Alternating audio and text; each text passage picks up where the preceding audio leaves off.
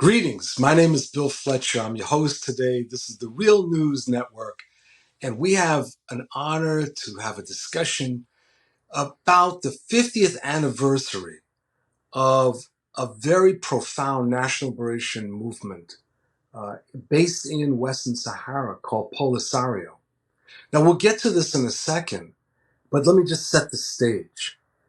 Polisario, which is an acronym for the Popular Front for the Liberation of El Sagia and Rio de Oro, was formed in 1973. It was formed by independence activists who were at that point fighting Spanish colonialism. Spanish colonialism dominated what we now know to be Western Sahara.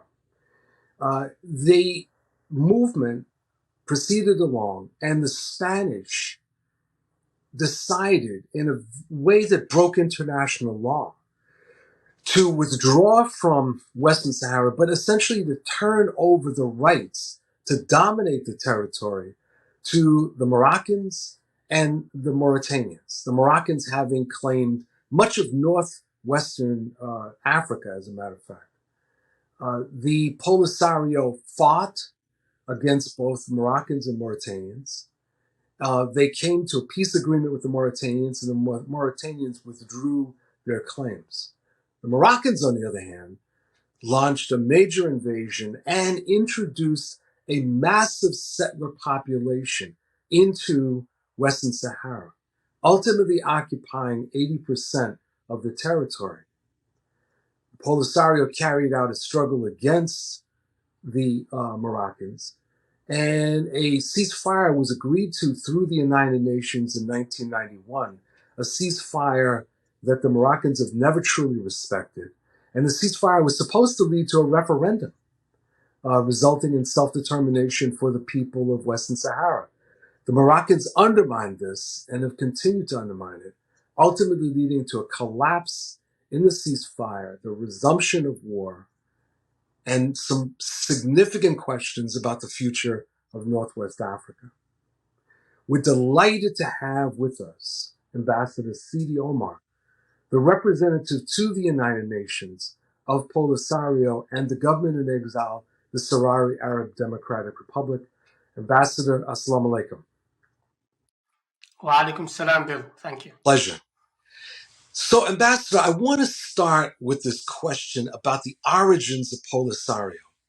And I was told by an Arab friend of mine, a leftist, he made an argument that I'd never heard before, but he made an argument that in the early 1970s, the people that actually were going to build Polisario were initially thinking about building a revolutionary movement along with Moroccans to oust the Moroccan monarchy and to transform both Morocco and Western Sahara.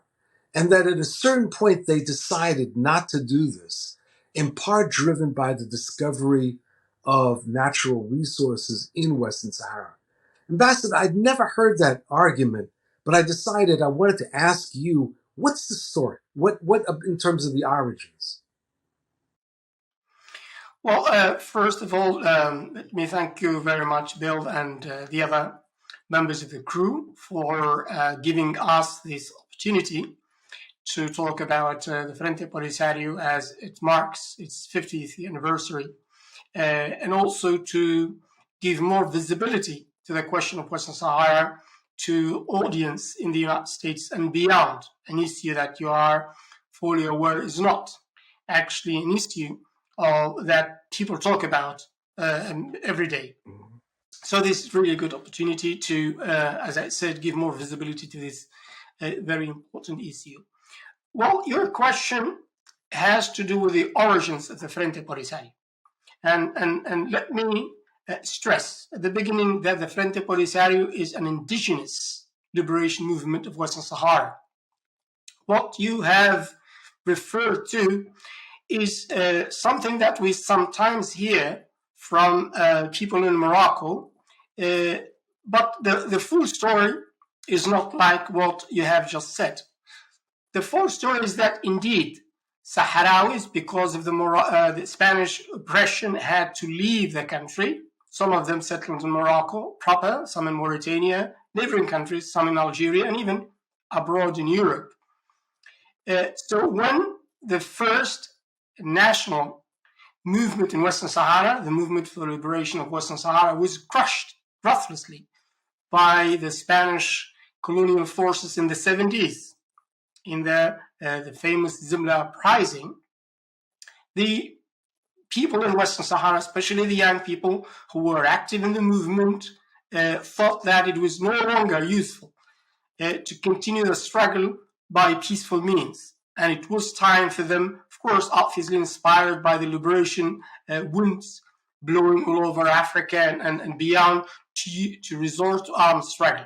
And for that to create a movement, which came later to be the Frente Polisario, created on the 10th of May. So at that time, indeed, some activists within the Frente Polisario approached like-minded people in the neighboring countries, including Morocco.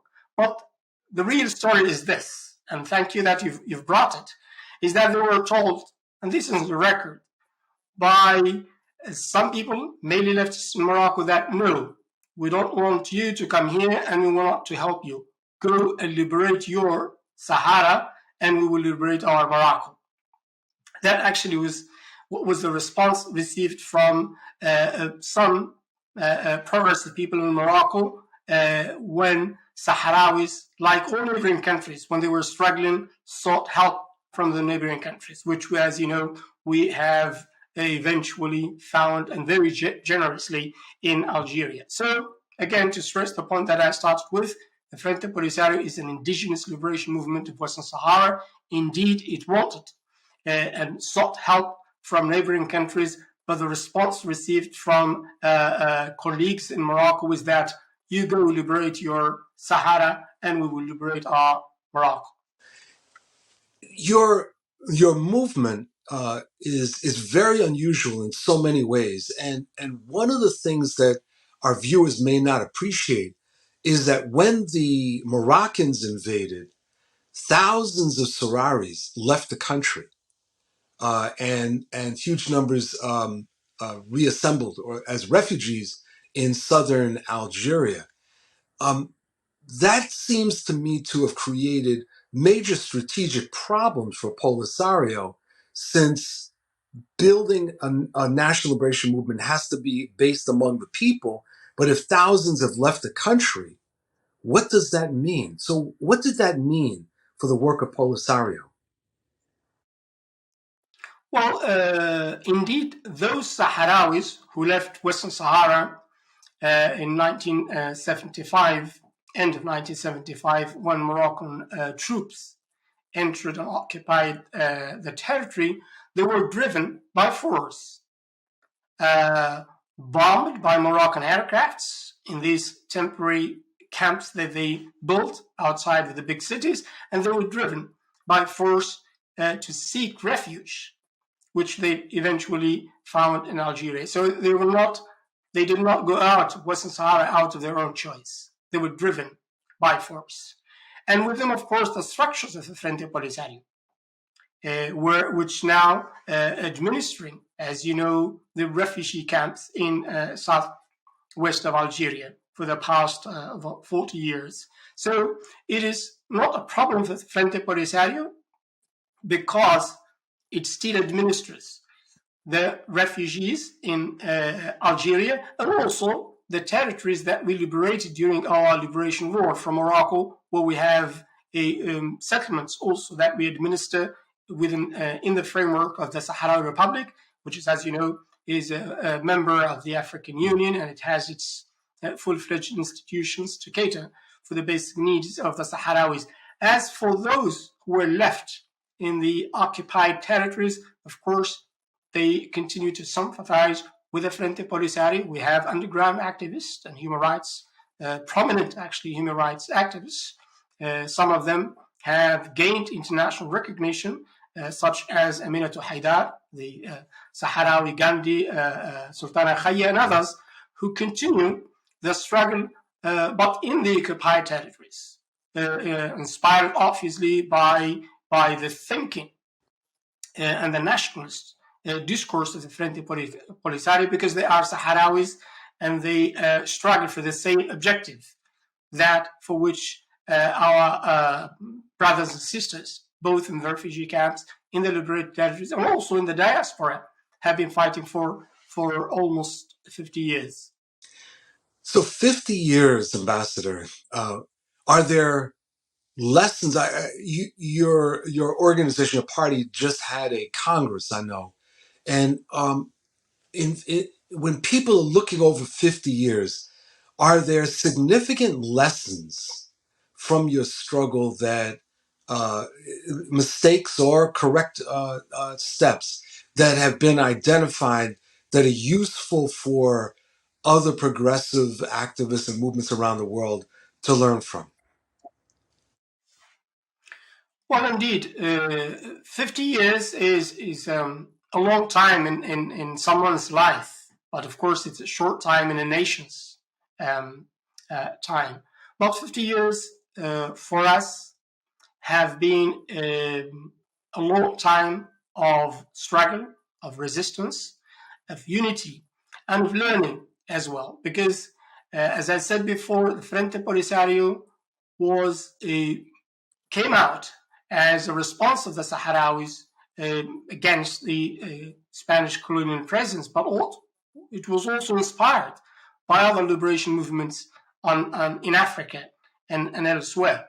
So we have also learned a great deal, and we have drawn great inspiration from other liberation movements, starting from our great neighbor, Algeria, but also South Africa and others. So what we have learned, many things, of course, and we have achieved tremendous achievements in different domains, but I can just highlight two things. Bearing in mind the fact that the Frente Polisario was created to liberate Western Sahara, exactly as you, when you spelled out its name, the acronym, and as for that, we know that after 50 years, we have not accomplished that mission. So it's still a pending mission to liberate Western Sahara, which is the rationale, the reason of being of the Frente Polisario. So the two main things that I can highlight that we have learned, the first of which is that the basis and the fundamental basis of any liberation movement is the people. If you are not able to bring everybody on board for your project, then you might have problems. The Frente Polisario, luckily, or because of its very essence as a people-driven movement, has always been able to bring all Sahrawis together and to strengthen the unity of our people. And that's what explains the fact that we haven't had any of the problems, the common problems that other liberation movements faced when factions and groups splitted and created. We don't have that in the case of the Frente Polisario. So the first thing is to be entirely dependent on your people. The second is that a firm belief in the cause. And I'm saying this because 50 years, during these 50 years, the world politics has changed many times, from a so-called Cold War to a new world order. Alliances shifted, changes, new power configuration emerged, and we remained the same. We have not been affected by any of these, of course, to some degree. But what I mean is that the shifting of power centers around the world and the globe has not changed, or in the way we operate and in the way that we have been conducting our struggle. Why is that? Because we have firm belief in our cause that remains unaffected by the positions that some individual countries, for example, might take, or if certain alliances have collapsed or changed. So two things I stress again is the people and the firm conviction and belief in a just cause. These are the two main assets, among others, of course, on which the Frente Polisario has relied during these past 50 years. You know, your comment about how much has changed over these 50 years immediately brings to mind that your movement started in the middle of the so-called Cold War. I remember reading that the Algerian government under Boumediene was initially skeptical of Polisario, and then became a very strong supporter of your movement. And then the Cold War ends.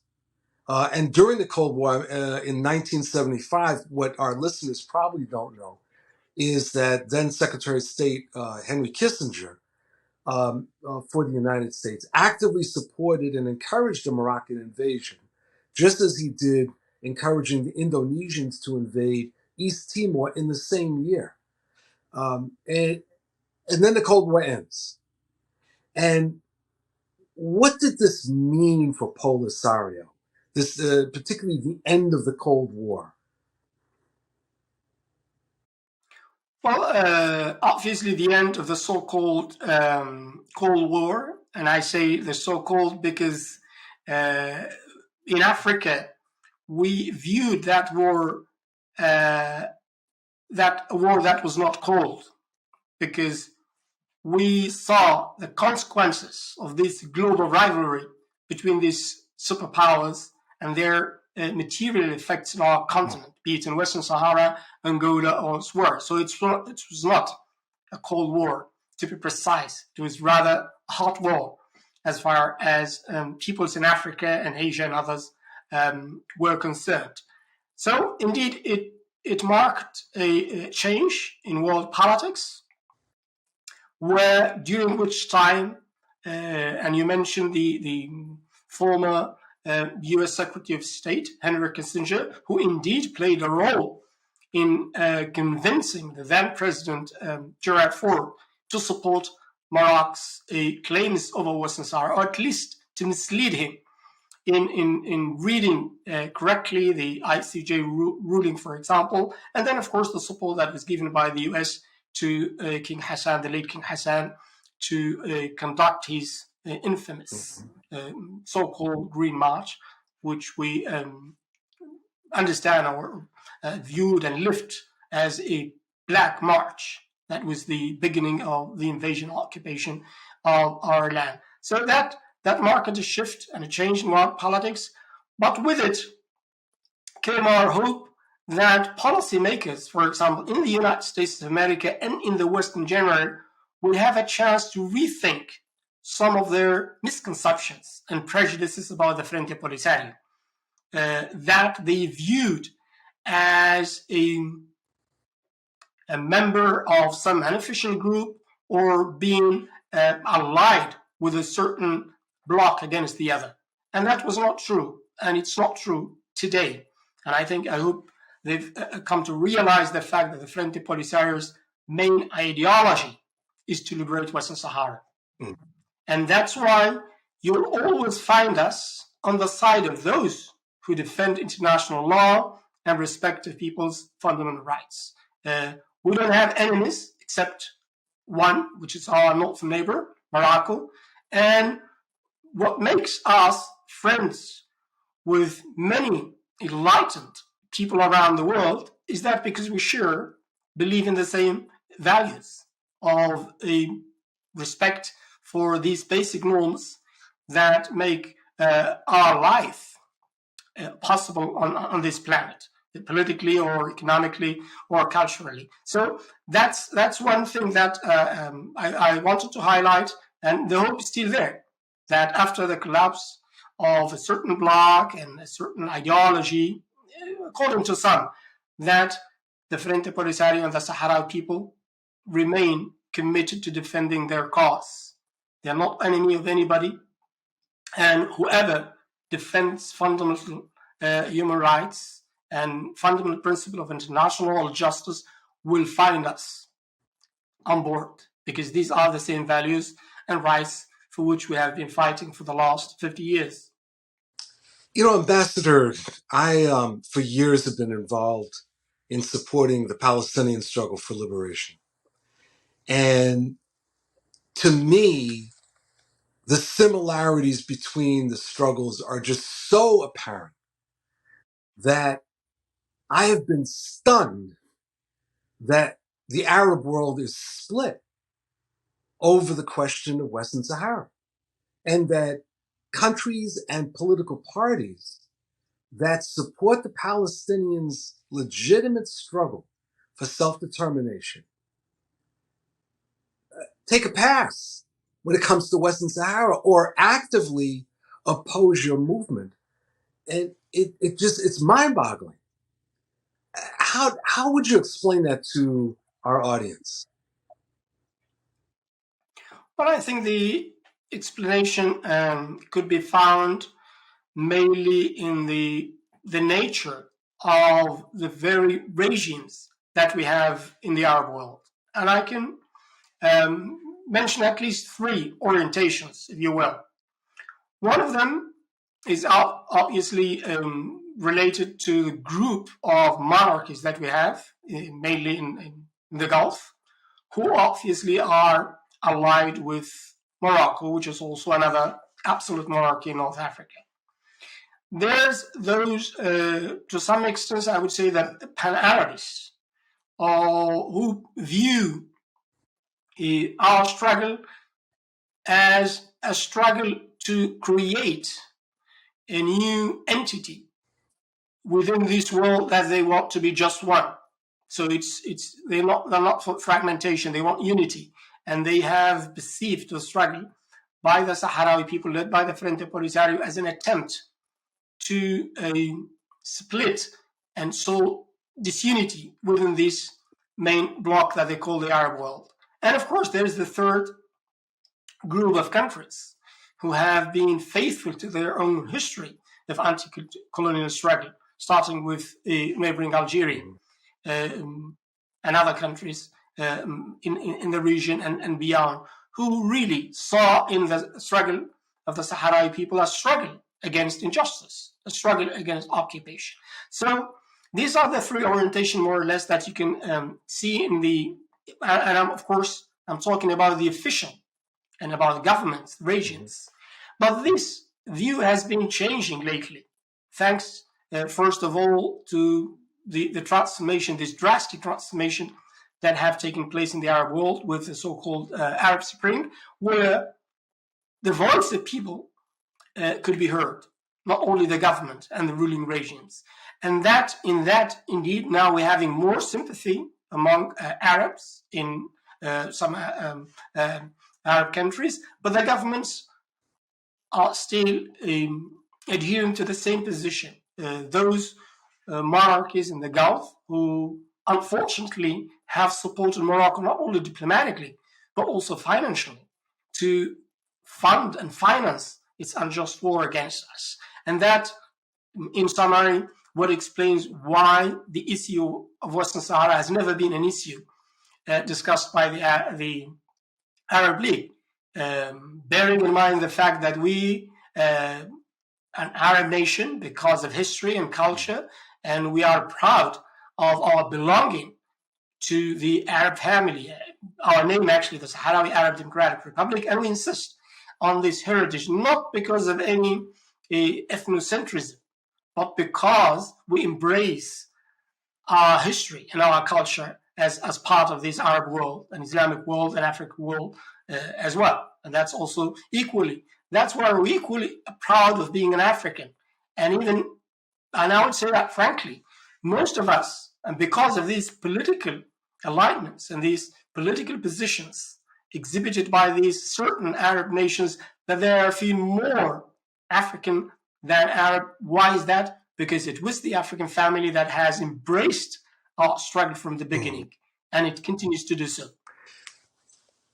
One of the noteworthy elements of your movement is the role of women, and it's very prominent in leadership and in playing a role in leading the movement.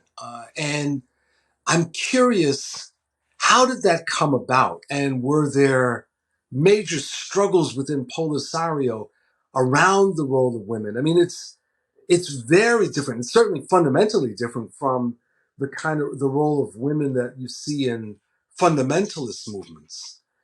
There's something. It's very liberatory.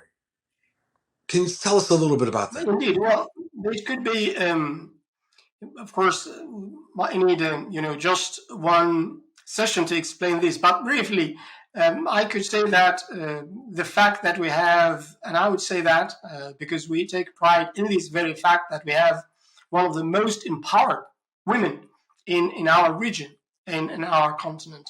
Well, I could say, an if you will, an anthropological explanation for this, because Western Sahara is mostly a desert, and Sahrawis before the Spanish arrival in Western Sahara, and even after, used to be nomads. And in a nomadic way of life in a desert, harsh environment, you don't have the luxury actually to have any division of labor. So you need the cooperation of all family members. And in this case, the Sahrawi women have always been at the forefront of attending to guests and being in charge of the household, while men tended to other tasks. So that's one aspect of it. But the main aspect, because this is almost natural or cultural, the most important factor to account for this fact is that the Frente Polisario, being a liberation movement from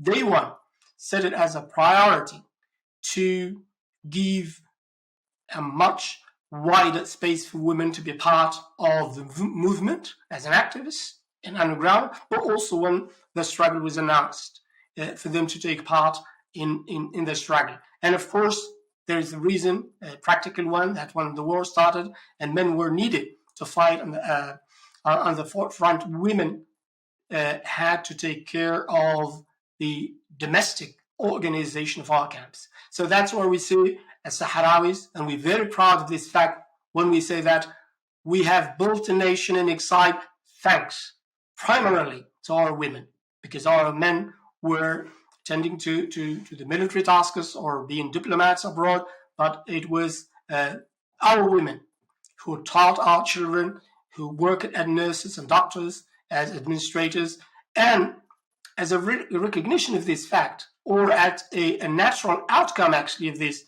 efforts, tremendous efforts done by the Sahrawis under the leadership of Frente Polisario, that now we have over 40% of women represented in our recently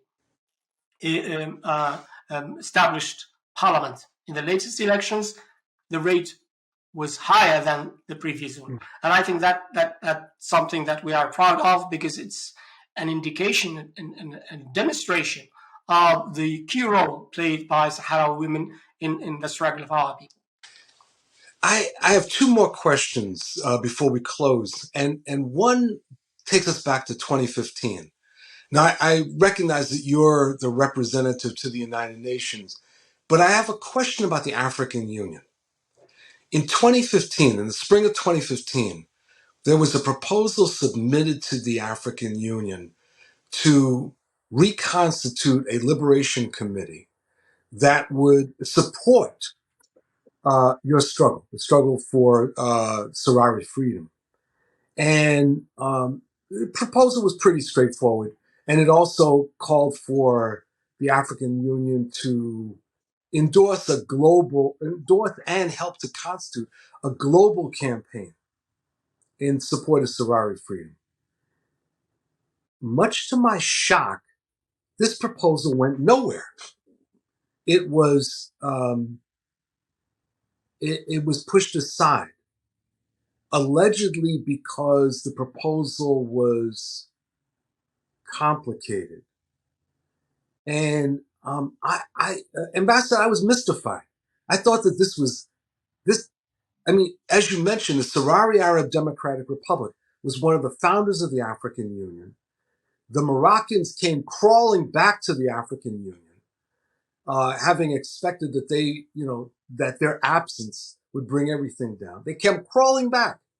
And the African Union has been on record in supporting your struggle, yet didn't seem to want to take any steps. And it just led me to wonder about both the African Union as well as nation states that claim that they support you, but as we say, the proof is in the pudding. So, Ambassador, can you break that down for us? Well, in the Sahrawi Republic, and as for the African Union, it is a founding member, as you exactly said, of the African Union. It was a member of the erstwhile Organization of African Unity. So as far as the African Union is concerned, we are a state, primarily a state, a member of the Union, rather than, let's say, a liberation movement. Mm-hmm. Although this is still the case, perhaps for the those other countries and political organization movements that recognize us as a liberation movement rather than the state. So this is the, if you want, the institutional context in which the African Union approaches the issue of Western Sahara, because SADR, Sahrawi Arab Democratic Republic, is already a member of the Union. But that's what the point that you have raised may also have something to do with the path that we have taken in Africa all along these years to a time where I think the founding values, and I'm saying this as an African and someone who served at the African Union headquarters in Addis Ababa, that we have indeed walked a long walk in liberating our peoples during the anti-colonial struggle and then building the state or the nation state, whatever way you want to look at it. But I think on the way, in this early journey, we have also started to lose sight of the value of some of these founding and principal values of our union, which is, for example, Pan-Africanism, mm-hmm. which is associated with our continued struggle for liberation, because the formal independence, whatever way it was in which it was obtained through armed struggle or negotiations, has not finished yet, because a liberation means a complete liberation of minds and bodies, where we as Africans are owners of our destiny, politically, culturally, economically. And this is not the case, because of course foreign interference, because of our own making sometimes, the kind of governance and rules that we have in some places in Africa. So that it's all a mixed bag of, as I said, the long way that we have walked from the early days of anti-colonial struggle. But during this journey, as I said, we seem to have, or some of us have forgotten, that we still owe our continent and individual countries and peoples a lot to really bring to conclusion our total liberation from foreign domination and interference. So it is in this context that I think we should approach this issue of, as you mentioned, the Liberation Committee and so on. But to summarize all of this, as far as the African Union is concerned, the Sahrawi Republic is a full member. The African Union has a very clear position based on the principles and objectives of the Constitutive Act, including the principles of respecting the borders existing on the achievement of independence, opposition to the use of force or threat of use of force against member states, and the peaceful resolution of conflicts. These are the guiding principles and values that underpin the position of the African Union regarding the issue of Western Sahara, or more precisely, the conflict between the Sahrawi Republic and the Kingdom of Morocco. Indeed. Ambassador, one final question. You're speaking to a global audience. And certainly in the United States, I have to say, unfortunately, most people have not a clue about the struggle in Western Sahara and the struggle of the Sahrawi people. But when you're speaking to a global audience, including but not limited to people in the United States, what do you want them to do? How can they step forward and support the work that your movement has undertaken for 50 years? Well, people in the United States and elsewhere, in Europe or Asia or even in Africa, those who have fought for their freedom, not perhaps themselves, but their forefathers. In the case of the United States of America, people fought for their freedom, worked hard to enjoy the basic rights that every American citizen, regardless of his color, creed, or religion, or political ideology, enjoys. So imagine you be in the US or in Europe and elsewhere, that someone wants to take those rights away from you. Someone who invades your country and removes you from your home, from the place where you're born, your ancestors were born, unjustly, by use of force. So imagine this situation. If you are able to imagine this situation, then you will be able to understand the situation of the small and peaceful people of Western Sahara. There are people who have been removed from their homes, whose country has been unjustly invaded by a mighty neighbor, supported, unfortunately, by a government like the US government, or the French government for that matter, selling weapons to Morocco to use against us the money of taxpayers in European or in the case of the United States. So our message to this global audience is very simple. We are a small people who want to go back to our place, to live in peace with all our neighbors, including Morocco. Because in our struggle, indeed, it's 50 years of the creation of the Frente Polisario, or 40 years of war with Morocco. But at the end, we don't have any grudge against the Moroccans themselves as the people of a neighboring country, because we know that they are our neighbors, and in this case, geography dictates that we have to live in peace. So our problem is with a certain regime that invaded and occupied our country. So this is what we want. We want our country back to live in peace and have time to go about the same things and daily businesses that people in the United States or Northern Europe or in Asia have time to do. Because when you don't have home, you don't have a life, and you don't have a future.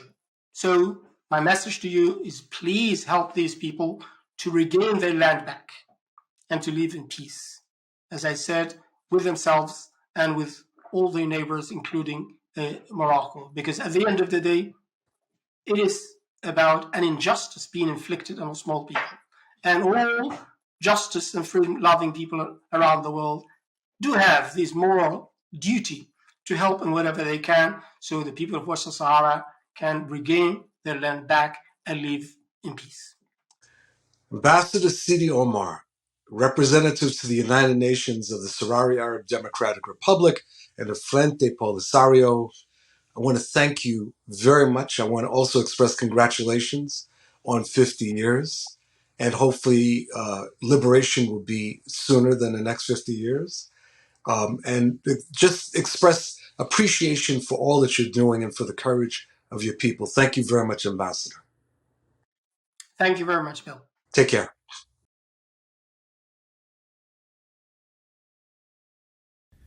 Thank you so much for watching the Real News Network, where we lift up the voices, stories, and struggles that you care about most. And we need your help to keep doing this work. So please, tap your screen now, subscribe, and donate to the Real News Network. Solidarity forever.